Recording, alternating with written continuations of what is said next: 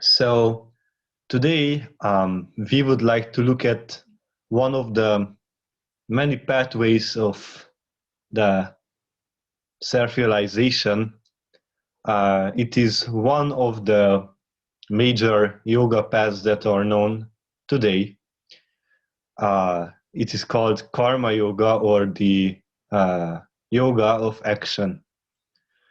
Now, this is a very interesting path because we know that the major four very well known and very much spoken about paths are Bhakti Yoga, Jnana Yoga, Kriya Yoga, and Karma Yoga. Now, the two main paths are known as the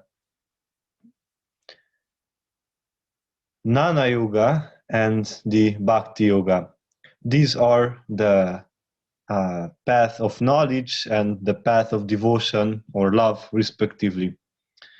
And it's very interesting because actually both of them use up Karma Yoga as the means of purification and then self-realization.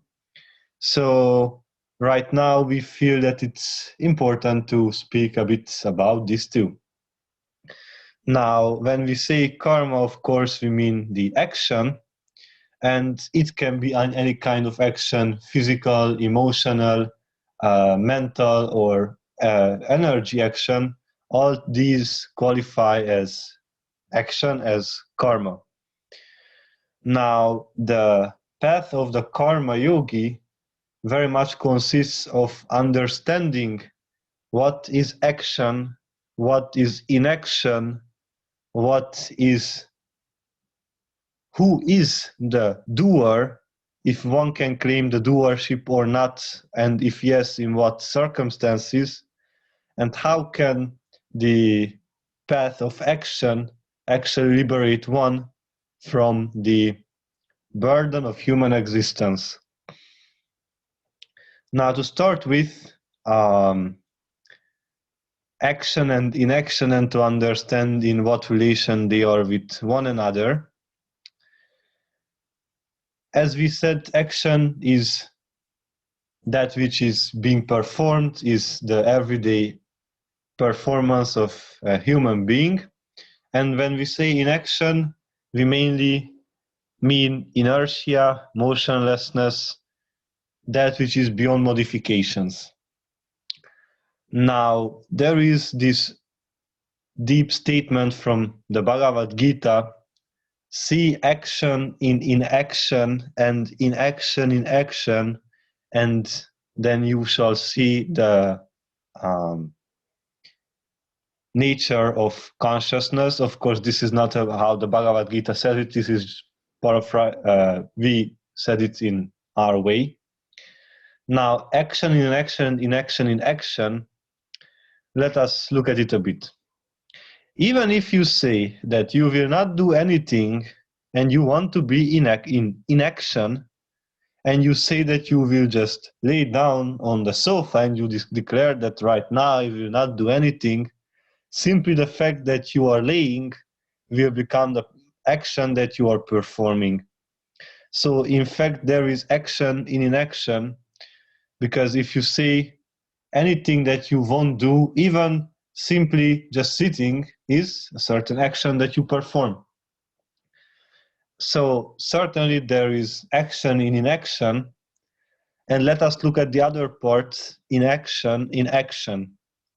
Now, if we look at the whole existence as existence itself and nothing else, and we see everything as a homogeneous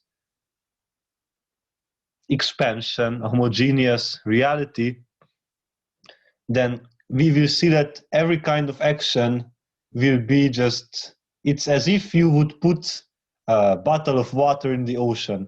You might say that you performed action and then there is much more water in the, or not much, but a bit more water in the ocean than before. But in fact, the stillness of the ocean, the inertia of the ocean doesn't change just because you put some more water in it. What we mean by it is that even when you perform action, you realize that it is existence and existence and existence all around you, forming a homogeneous essence in all that exists. So certainly, whatever you do in existence, since you cannot change existence, meaning that that which is cannot be turned to that to inexistent things, and things that don't exist cannot become existent. So in this way, everything that is from the very so-called beginning, which in fact is not a beginning, because that which is ever existent has no beginning nor end. But in human terms, we say that everything exists from the very beginning, and therefore we are before this universe was, and even after this universe shall cease. Now we saw action in action. Right now, what we would like to speak about is, the quality of action and what is beyond that. Now, we say that there are actions that might be good, might be bad, might be neutral. These are the gunas that we speak about. With other words, the nature of things. There are three kinds of nature in this reality: being evil, passionate, and goodness. These are the three qualities, meaning that all actions that are performed may have within them one, two, or all three qualities, depending on the intent of the action and the method of performing it. Now, one may say that those who are good have killed evil and passion, those who are passionate have killed evil and good, and those who are the evil, who perform evil, have killed both passion and good. So what we see is that these three gunas or qualities may be in constant change, that one may become the other, and they are like a circle moving from one to the other. And that is why when Krishna declares that be indifferent about all these qualities and be free, now it means that, no matter what kind of quality you perform, it is still a quality. As sometimes they say, no matter how beautifully you color your jail, you will still sit in jail. So this is the thing also with creating your own reality. People sometimes, say to, oh, I want to have this, I want to have that, so I will visualize that I create my reality of having a partner, of having this and that. But in fact, beyond creating other kinds of qualities from the already existing qualities, there is this word very much used in the Eastern reality, which is called Dharma, or with other words, righteous action. In fact, Dharma means righteousness, and dharmic action, it means righteous action, which is beyond qualities. Why? Let's look at it a bit. There is a story of a guru who was a butcher, and right now it's not important what the story is about. What is important is that one may ask, how come a guru is a butcher? What kind of guru is that? Well, we may say that what he performs, killing animals, this is the reality, is an evil act, because you extinguish a life. Now, what he says is the most insightful thing that we can learn from this story. He says that because this action has to be performed because of the needs of the society, I took this work as mine so that the pain and the suffering of the animals may be minimalized, and so that when the other humans eat the meat of those animals, they will, eat less of the pain of the animal. And me knowing how to do it in ease and grace is much better than somebody else doing it and messing it all up. And this is what we say, this is dharmic action, because it is beyond the qualities of good, passionate, and evil, and it works for the sake of the work, just simply understanding the things that are to be done and not getting entangled of, oh, I want to do this, or I want to do that. Just simply working for the the sake of work. That is what one of the highest ideas of karma yoga is. Now,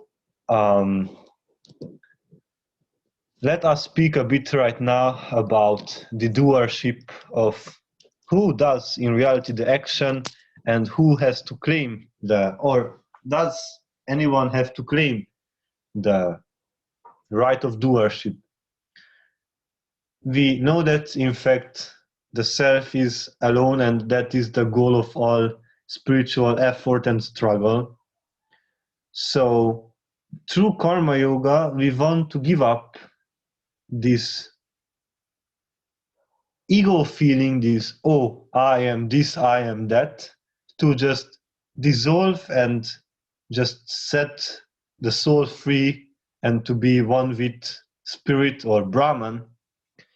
And if this is the final goal, certainly the feeling of, oh, I do this and I do that, and all these pride feelings of I succeeded, I'm so proud, all these feelings certainly will not lead somebody to the final goal, as they are not the self. And as a very great yogi, Swami Vivekananda, said, prepare yourself for the work, but know that you are not the doer. Now let us understand this a bit more. First thing to understand is that if you have, for example, a stone in your hands and you throw it away from the top of a hill, the action that you throw it might be in your hands, but what happens with the stone afterwards is no longer in your hands, as the stone is no longer in your hand, nor is the fate of the stone in your hand. What this means is that dharmic action is, let's say, done. Now, for example, how humanity reacts to it, or how the beings around react to it, is no longer our responsibility. The only responsibility we have is to know to perform an action which is of righteousness, and that's it. What is important is that we understand that if you have this feeling of pride, what would happen is that you perform an action and it may happen as you desired it to happen, or it may not. And what happens if something good happens, I mean, human terms goods, what people assume that is good for them happens, they are very happy because they say that a blessing came. But if torture happens after that, people are very sad and angry, and all those things happen. So we truly see that the moment we claim the fruit of action, certainly we will end up in infinite circles of happiness and sorrow and happiness and sorrow. So this is why Krishna says, you have the right to do action, but you have no right to do the action because you want the fruit of it. So just simply doing the action for the sake of action, it means that you do selfless work. And let us understand this word. Selfless, it means that you don't mix any kind of me and mine feelings into the whole scenario of the action. It means that you are so much aware of the consequences and of the Dharma that you can dissolve yourself into the action itself, you just dissolve perfectly into the action, and you see the joy and the bliss in all the great realization that may happen as the consequence of your action. See to how all those souls that are ready to liberate will see how your actions move the energies around. And this, if you see only this in that, and the only reason why you act is because in fact action doesn't bind you, and you see that in reality you're ever free, so you act for the sake of act, for the sake of liberation for all, that can be called selfless work.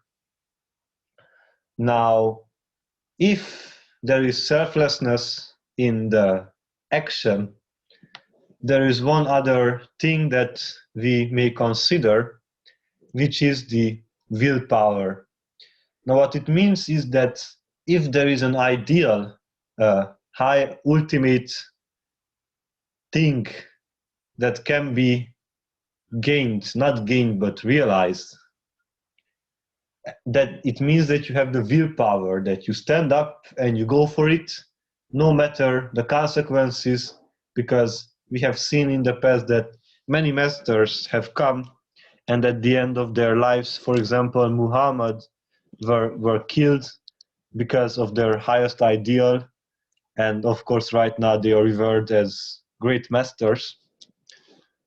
They went for it. They did all the righteous action in order to, fulfill this duty of showing the path to liberation,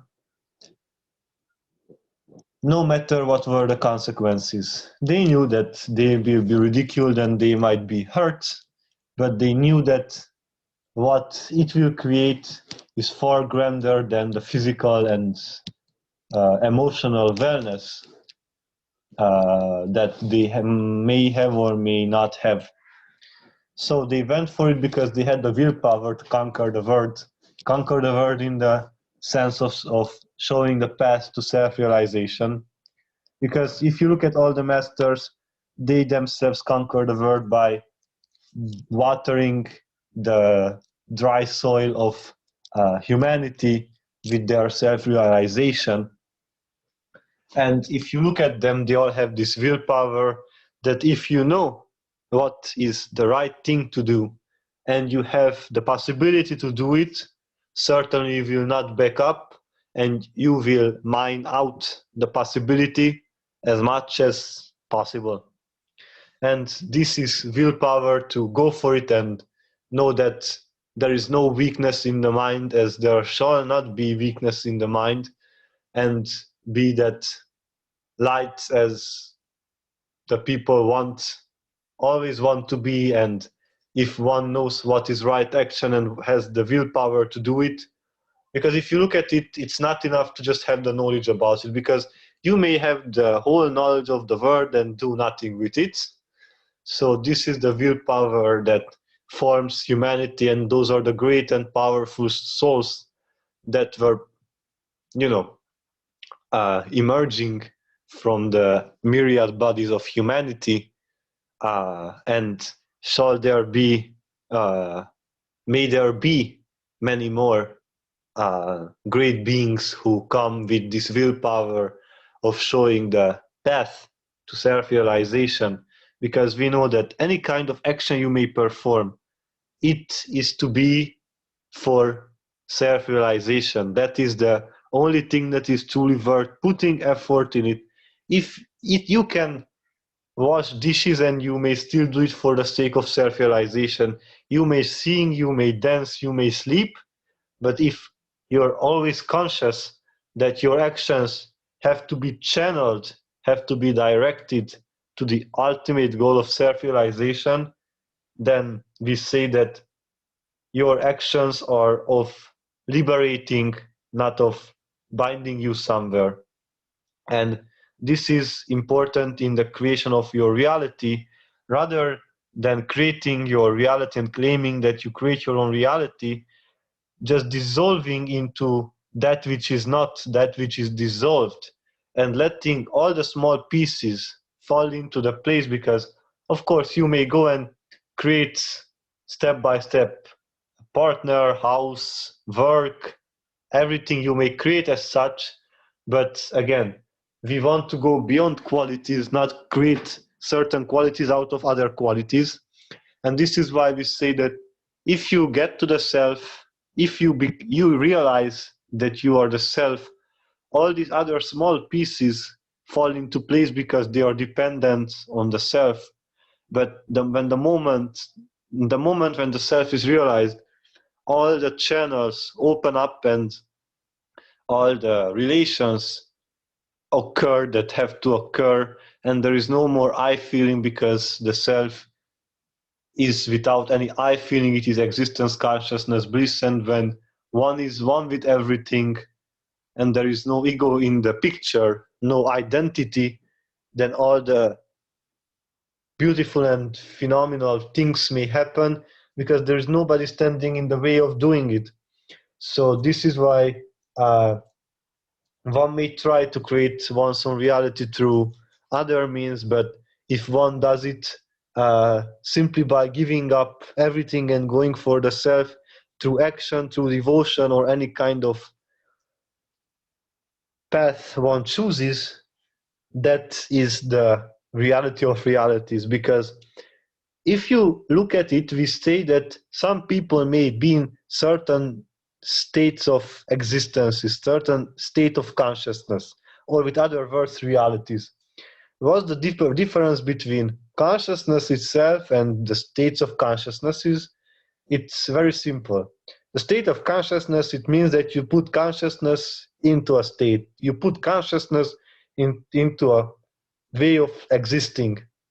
And consciousness itself it means that it's pure awareness, pure consciousness, without any state. Because if you're in a state, it means that you may be in another state of consciousness. It means that you may have modifications as you come and go and jump and drop.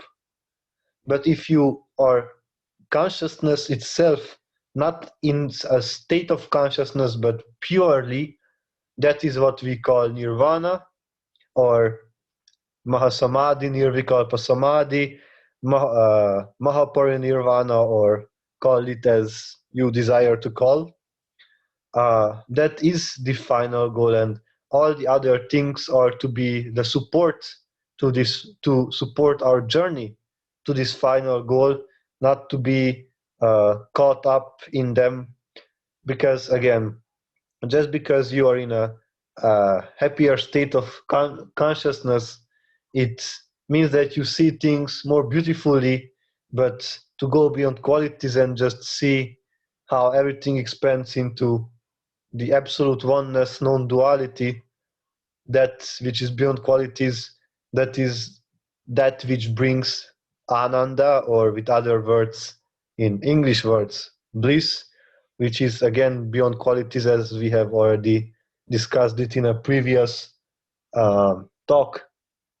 So just to sum up, what is karma yoga is selfless action, willpower to do this, to always be reminded that actions are performed in order to get liberated through them, not for the sake of the fruits that one may gain by them, to be absolutely indifferent about the outcomes that may appear after the righteous action is done.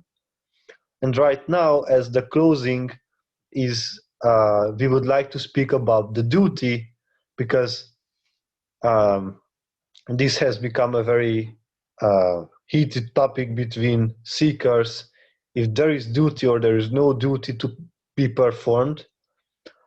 As they say, as long as the mind is not pure, there are certain duties to be performed with respect to the qualities of one's own life.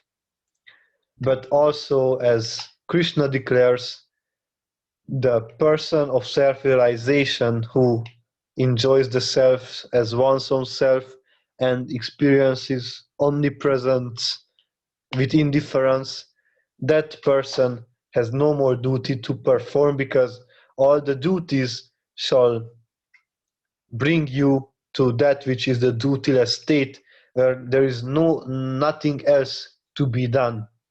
Um, and here is when Krishna says that, look, in fact, there is nothing that I have not realized yet, and still I am in continuous action, because what the great beings do, those things will also the other beings do.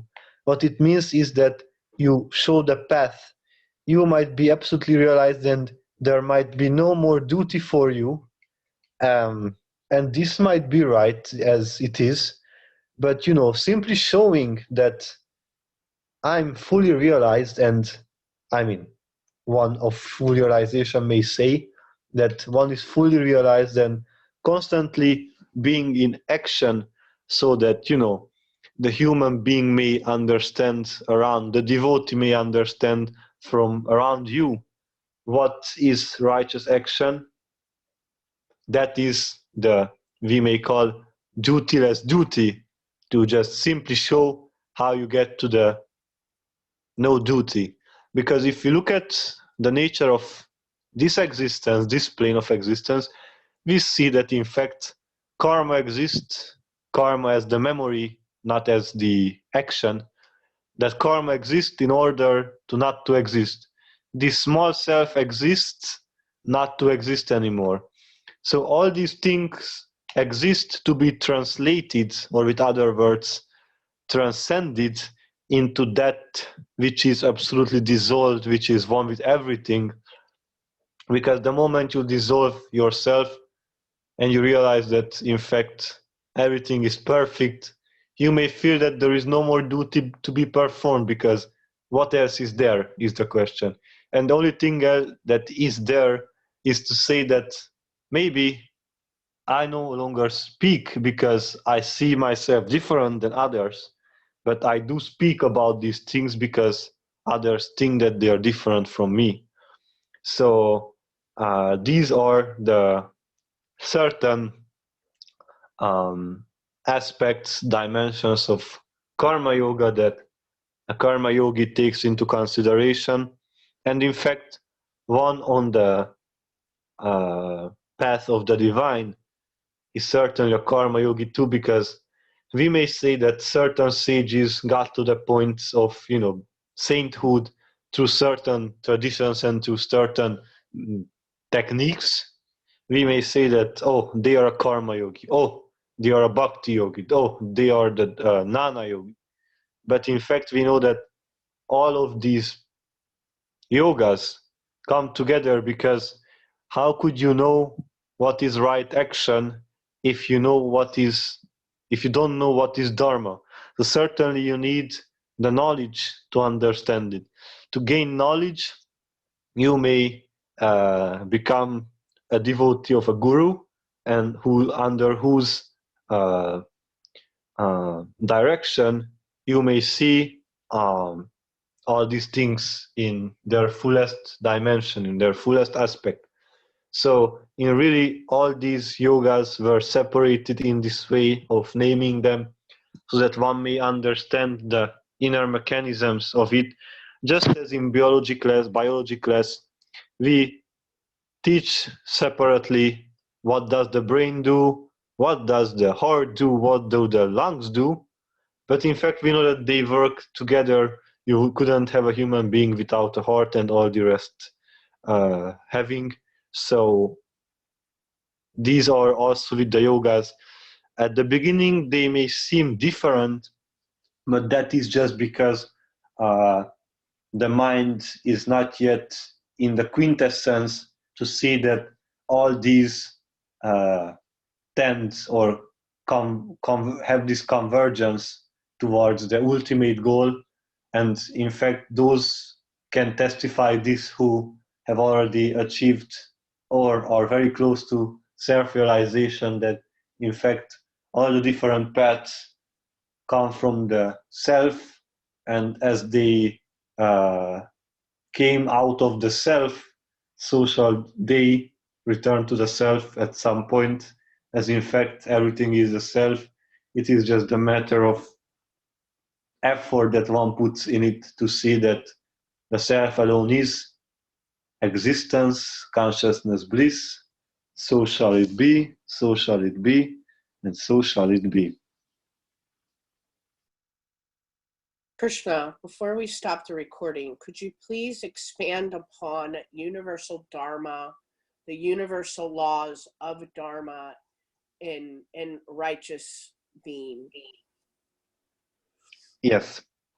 So Dharma is very much used, especially in the Buddhist tradition.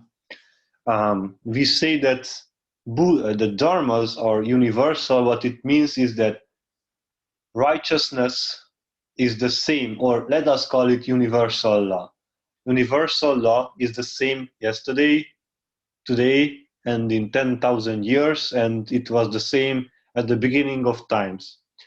It is so because we know that the self alone is, therefore there are no modifications in the self. The same way, there are no modifications in how the self can be realized. So that which is a possibility of realization today is still a possibility 10,000 years later.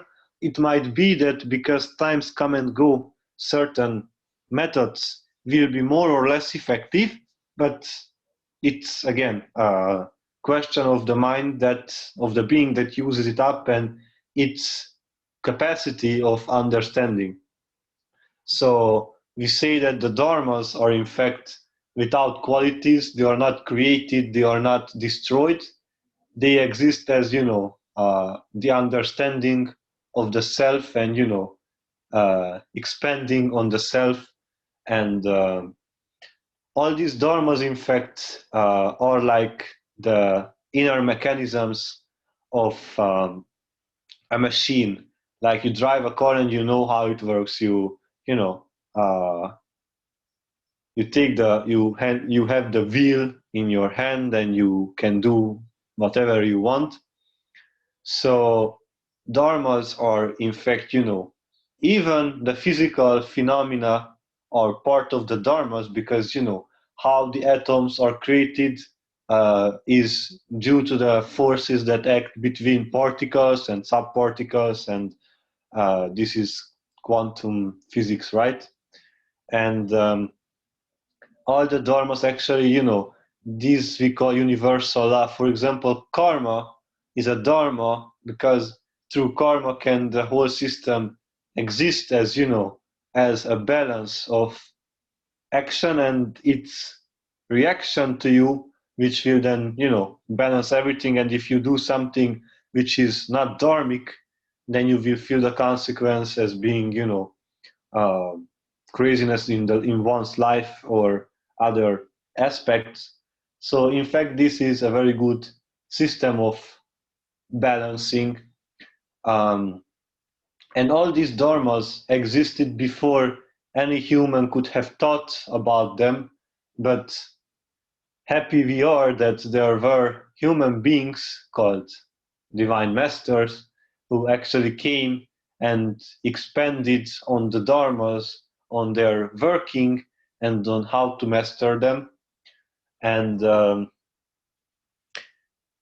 for example, a very interesting thing that has not yet been seen that well is the day of judgment, and it seems so horrible and people are so afraid.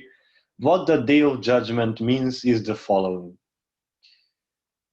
the moment when the being leaves the form, or with other words, the form dies, that being is at that moment reaches the Krishna consciousness, or call it Christ consciousness, or call it however you would like to call, Buddha consciousness. And it is the judgment. Judgment in the sense that the overall understanding of the being throughout his lifetimes, if it matches the Christ consciousness, it means that all the bondages were dissolved.